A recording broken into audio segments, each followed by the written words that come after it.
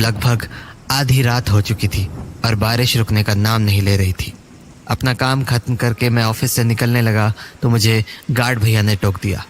अरे राजीव जी, इतनी रात तक आप यहीं हैं? घर नहीं है? हाँ, वो कुछ अर्जेंट काम था, इसीलिए देर हो गई, पर अब घर ही निकलूंगा। बेटा, शायद आपको पता ना हो, पर आज अमावस की रात है। आज रात बाहर अकेले नहीं निकलो तो बेहतर होगा। जाओ तो कल सुबह चले जाना।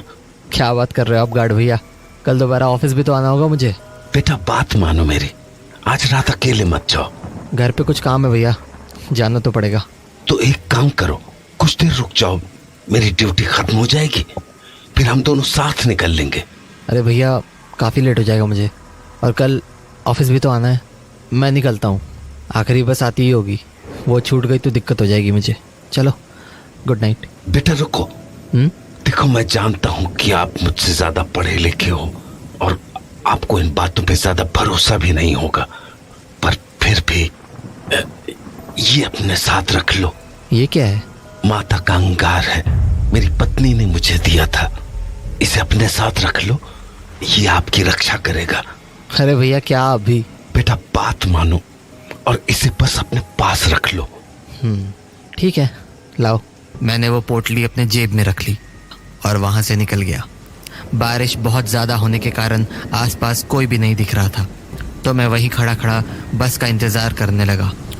रह रहकर बादल बहुत ज़ोर से गरज रहे थे और मुझे आसपास मेरे अलावा कोई दिख भी नहीं रहा था।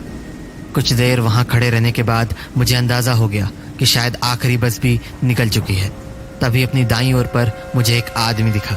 अंधेरा ज़्यादा होने के कारण उसका चेहरा तो ठीक से नहीं दिख रहा था, पर उसे देखकर ऐसा ही लगा कि वो इसी बस स्टॉप की तरफ आने वाला है। मैंने इस बार अपनी गर्दन बाईं तरफ मोड़ी, पर पूरी सड़क सुनसान थी। मैंने दोबारा उस आदमी की तरफ देखा, पर वहाँ पर अब कोई भी नहीं था।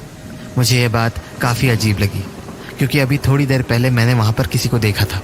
मैं इस बात को समझने की कोशिश कर ही रहा था कि मुझे उस तरफ से एक कैब आती हुई दिखी, तो मैंने कैब को रोकने के लिए इशारा किया, पर वो कैब मुझसे आगे निकल गई।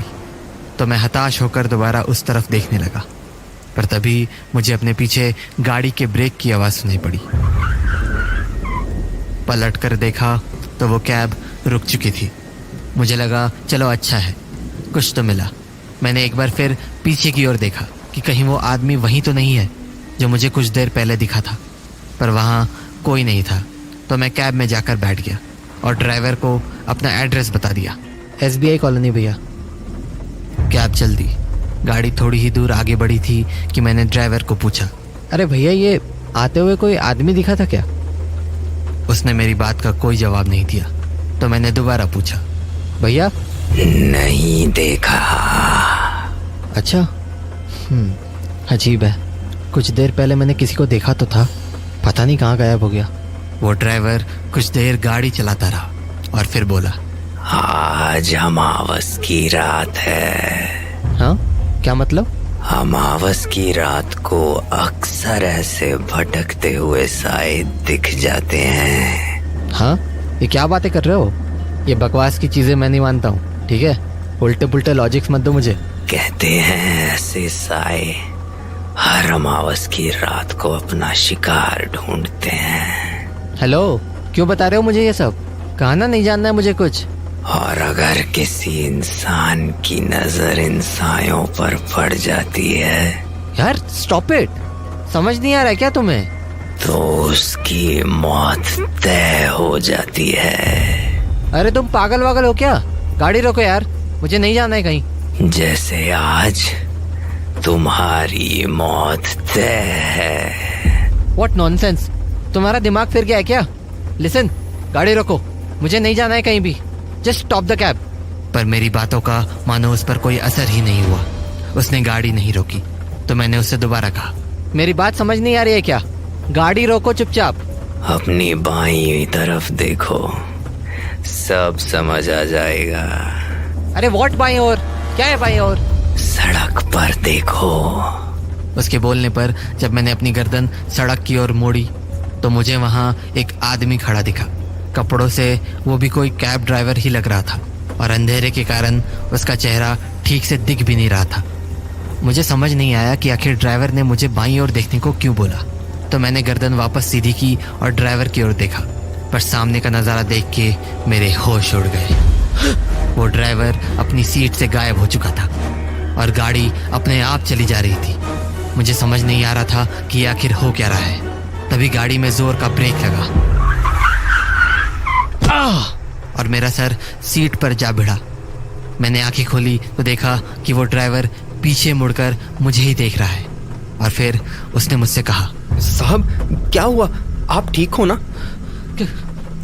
क्या? तुम कहाँ से आए? कहाँ से आया मतलब? तुम अभी तो गाड़ी में नहीं थे और गाड़ी अपने आप चल रही थी। क्या बोल रहे हो साहब, होश में तो हो? देखो, पागल मत बनाओ मुझे। अभी थोड़ी देर पहले तुमने ही कहा कि आज मेरी मौत तय है और फिर तुम गाड़ी से गायब हो गए। कैसी बातें कर रहे हो साहब, भला मैं आपसे ये सब क्यों कहूँगा? छोड़ो, रहने दो। पक्का आपने कुछ नशा किया है, आपकी सोसाइटी आ गई है। मेरा भाड़ा दो और जाओ। उस ड्राइवर की बात पर मुझे अब भी यकीन नहीं हो रहा था। मेरा मन ये मानने को बिल्कुल तैयार नहीं था कि जो मेरे साथ हुआ वो मेरा कोई वहम था। पर मैंने बात ज़्यादा नहीं बढ़ाई और कैब से बाहर निकल गया। अगली सुबह डाइनिंग टेबल पर बैठे हुए मुझे अपनी जेब से वो माता के अंगार वाली पोटली मिली, पर अब उस पोटली का रंग काला हो चुका था। मुझे ये बात काफ़ी अजीब लगी क्योंकि कल रात तो उसका रंग लाल था। तभी मुझे मेरे एक ऑफिस कलीग का फ़ोन आया। हेलो, कहाँ पर है? घर पर हूँ, ऑफिस के लिए निकलने वाला हूँ। क्यों? हाँ तो ऑफिस आते हुए पुरानी फैक्ट्री वाला रास्ता लेकर शमशान आ जाना। शमशान? क्यों? अरे वो गार्ड भैया थे ना, हाँ। कल रात एक एक्सीडेंट में उनकी डेथ हो गई। व्हाट? हाँ, शायद किसी कैब ने टक्कर मार दी। एनीवे, तू जल्दी से आ जा। अपने कलीग की बात सुनकर मेरे होश उड़ गए। मुझे विश्वास नहीं हो रहा था कि ऐसा कैसे हो सकता है। तभी मेरी नज़र वापस से उस पोटली पर गई जो गार्ड भैया ने मुझे दी थी और मेरे आंखों के सामने सब कुछ साफ हो गया। मैं समझ गया कि अगर उस रात मेरे पास वो पोटली नहीं होती तो आज मैं जिंदा नहीं होता।